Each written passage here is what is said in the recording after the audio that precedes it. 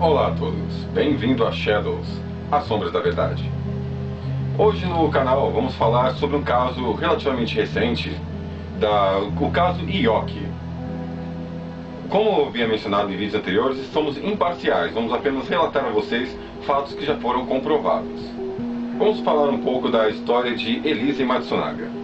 A autora confessa do crime, Elise Araújo Kitano Matsunaga, nasceu no dia 29 de novembro de 1981, em uma família pobre da cidade de Chopinzinho, no interior do Paraná, com um pouco mais de 20 mil habitantes.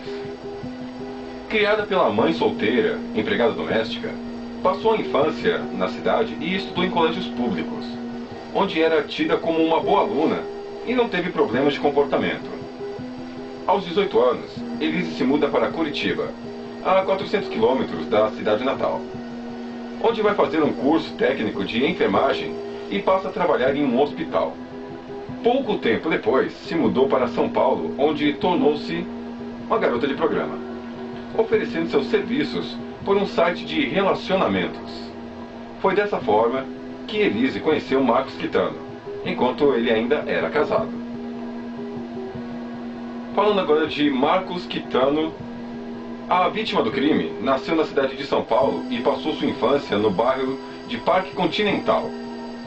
Estudou nos melhores colégios da região, concluindo seus estudos normais em 1988, no Colégio Santa Cruz.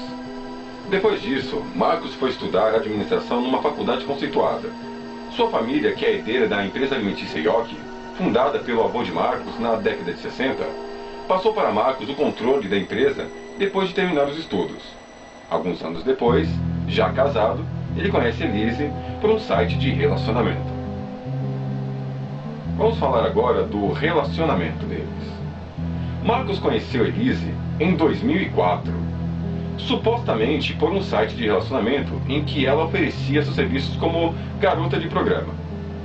Teria chamado a atenção de Ioki que, mesmo sendo casado, manteve-se encontros com ela durante uma longa data. Elise viveu como amante do executivo por 3 anos, sem que a mulher de Marcos desconfiasse do caso. Ele resolveu se separar de sua esposa para se casar com Elise em outubro de 2009. A festa de casamento de Marcos e Elise teve cerca de 300 convidados e aconteceu no civil e no religioso. Segundo depoimentos de familiares e conhecidos aos investigadores, o casal tinha empatia e que não tinham brigas até meados de 2010. O relacionamento passou a ficar conturbado quando Elise desconfiou de estar sendo traída por Marcos. Segundo ex-funcionários do apartamento, desde este período de brigas entre o casal se tornaram constantes. Em um dos relatos, um empregado disse que Elise obrigou Marcos a demitir uma secretária depois de desconfiar que ambos estariam tendo um caso. Tempos depois, Elise encontrou mensagens trocadas entre Marcos e uma outra mulher que tornaram mais fortes as suas desconfianças para com o marido. No final de 2010, Elise engravidou e, depois do nascimento da filha do casal, as brigas foram amenizadas. A mulher voltara a desconfiar da infidelidade do marido nos últimos meses antes do crime, quando reclamava da apatia de Marcos e da falta de relacionamento entre os dois. A descoberta da traição. Em maio de 2012, Elise resolveu contratar um detetive particular para descobrir se Marcos a estava traindo. Viajou para sua cidade natal, no Paraná, enquanto recebia as informações do detetive. Na mesma noite em que partira, no dia 17 de maio de 2012, Marcos encontrou-se com sua amante em um hotel em São Paulo. Foram jantar num restaurante e, em seguida, retornaram ao hotel. O detetive fez imagens das cenas e enviou para a Elise, que voltou para São Paulo no dia 19 de maio, quando cometeu o crime. Na semana que seguiram o assassinato, houve uma verdadeira troca de espionagem. Marcos acusava a esposa de ter voltado a se prostituir e manter um outro amante com seu dinheiro. Após descobrir fotos falsas que ela usava em outros sites de acompanhantes, onde Elise se passava por Juliana ou Marielle. Elise e Marcos possuíam um certificado de registro do Exército Brasileiro, para colecionar armas e também para atirar e caçar com elas.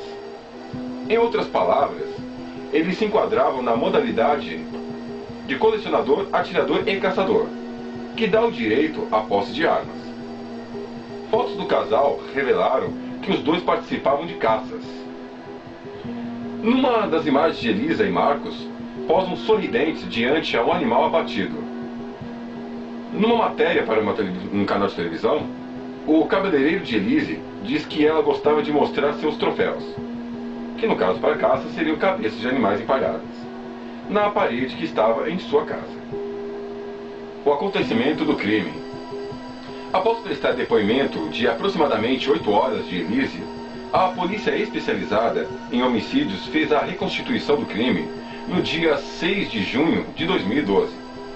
Elise foi levada até o edifício em que o crime ocorreu e onde ela morava, com a filha e o marido, onde auxiliou os peritos a refazer as ações que tivera na noite de 20 de maio. As imagens de câmeras de segurança existentes no edifício ajudaram a polícia a desvendar o crime.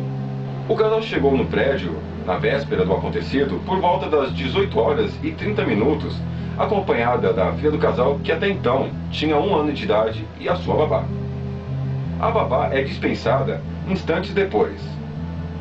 1 hora depois, por volta das 19 horas e 30 minutos, Marcos desce até o térreo para buscar uma pizza. Ele aparece nas imagens falando ao celular.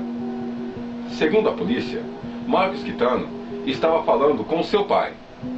Essas são as últimas imagens do empresário vivo. No outro dia, domingo dia 20, chega uma outra babá ao prédio. Nesse espaço de tempo já teria ocorrido alguma coisa. Elise desce por volta das 11 horas e 30 minutos, levando 3 mochilas. Segundo Elise, ela estaria com o corpo do marido esquartejado. A mulher do executivo volta cerca de 12 horas depois, dessa vez sem as mochilas. Análises no apartamento mostram que Marcos Quitano foi morto com um tiro na cabeça de uma pistola calibre 380 e que seu corpo foi arrastado dentro do apartamento por cerca de 15 metros. 30 armas foram apreendidas no apartamento. Segundo Elise, a arma utilizada para o crime foi dada como presente a ela pelo marido. Ela o esquartejou, utilizou uma faca de 30 centímetros no quarto da empregada cerca de 12 horas depois do homicídio, o que explicaria a falta de sangue. Durante o trajeto para abandonar o corpo, a mulher foi parada pela Polícia Rodoviária Federal por estar com um documento irregular. O corpo de Marcos se encontrava dentro das mochilas, que estavam no porta-malas do carro, e não foi revistada pelos agentes. Elise se encontrava na região de Capão Bonito, região de São Paulo. Quando foi multada, ela seguia em direção para Paraná. Porém, mudou a trajetória voltando em direção a São Paulo. O corpo de Quitano foi encontrado dentro de sacos plásticos em Cotia, na região da Grande São Paulo. Com informações da operadora de celular de Elise, foi possível saber que ela esteve no mesmo lugar horas antes, fazendo um percurso cerca de 40 quilômetros para abandonar o corpo. Prisão preventiva. Logo que o caso veio a público, com o encontro de identificação dos restos mortais de Marcos Quitano, Elise confessou ser a autora do crime. Foi presa pela polícia de São Paulo em 4 de junho de 2012. O advogado de Elise solicitou a revogação da prisão temporária um dia depois, pedido que foi negado pelo juiz da Vara Criminal de Cotia. A prisão temporária venceria em 21 de junho, porém, o Ministério Público solicitou a prisão preventiva de Elise até o julgamento do caso.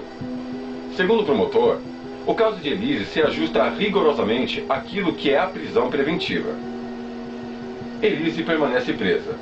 Sua filha está com a guarda já com os parentes dela, dividido com os parentes da Ioki. O que levanta uma pequena questão.